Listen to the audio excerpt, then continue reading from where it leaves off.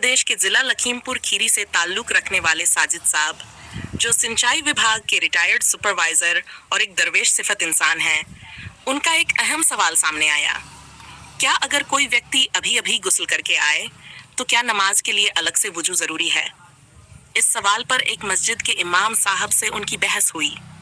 साजिद साहब, जो पढ़े लिखे और तार्किक सोच रखने वाले व्यक्ति हैं, उनका मानना था कि गुस्ल के बाद अलग से वुजू जरूरी नहीं होना चाहिए।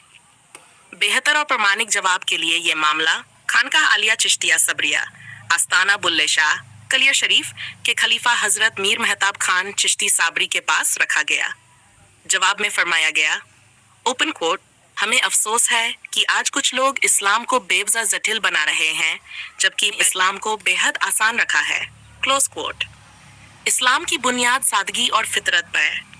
पुराने दौर में लोग हर इबादत से पहले पूरा स्नान जरूरी समझते थे, लेकिन नबी करीम सल्लल्लाहु अलैहि वसल्लम ने इन गैर जरूरियों को खत्म करते हुए आसान तरीका बताया, वुजू। अब अगर कोई व्यक्ति पूरा गुस्ल कर चुका है तो उसमें वुजू के सभी फर्ज अपने आप शामिल हो जाते हैं, इसलिए उसे नमाज के लिए अलग से वुजू करने की जरूरत नहीं रहती। हदीस से सबूत। जामे तिर्मिजी 2, सुनन अबू दाऊद, हजरत आयशा सिद्दीका रजी से रिवायत है। ओपन कोट, नबी करीम वसल्लम गुस्ल के बाद नमाज पढ़ते और अलग से वुजू नहीं करते थे। Close coat.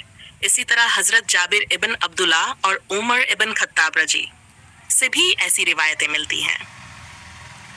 चारों इमामों का मौकिफ: इमाम अबू हनीफा किताबुत तहारत, इमाम मालिक, इमाम शाफी, इमाम अहमद बिन हम्बल, चारों फिक्ही इमामों के यहाँ ये बात मौजूद है कि अगर गुस्ल सही तरीके से किया गया हो तो अलग से वुजू जरूरी नहीं।